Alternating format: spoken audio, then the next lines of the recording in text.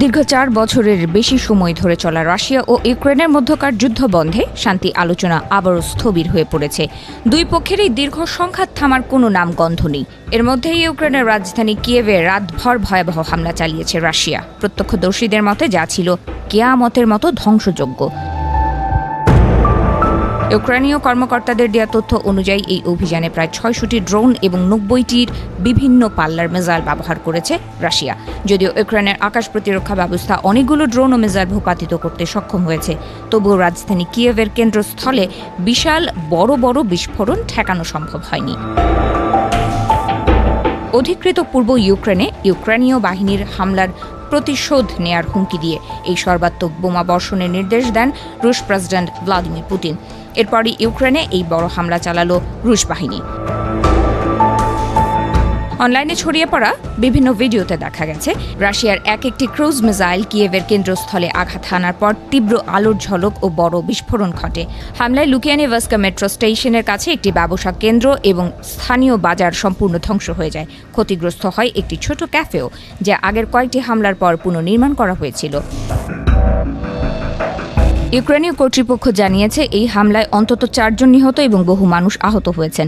রাজধানী কিয়েভ ছাড়াও Cherkasy, Kharkiv, Kropyvnytskyi, Odesa, Poltava, Sumy ও ঝিমোতীয় অঞ্চলেও হামলার খবর পাওয়া গেছে।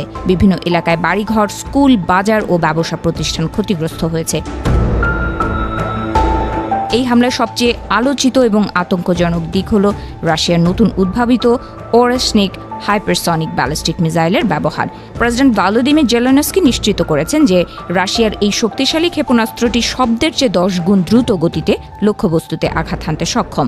ওরেসনিক মূলত মাটির 3-4 তলা গভীরে থাকা অত্যন্ত সুরক্ষিত বাংকার ধ্বংস করার জন্য তৈরি করা হয়েছে, যা বর্তমানে বিশ্বের যে কোনো প্রতিরক্ষা ব্যবস্থার জন্য এক বড় চ্যালেঞ্জ।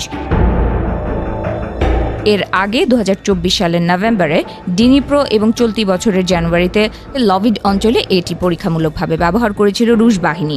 বর্তমানে কিয়েভে এই মিসাইল হামলার মাধ্যমে রাশিয়া বার্তা দিতে চাইছে ইউক্রেনের সবচেয়ে সুরক্ষিত স্থাপনাগুলোকেও গুঁড়িয়ে দিতে তারা বদ্ধপরিকর।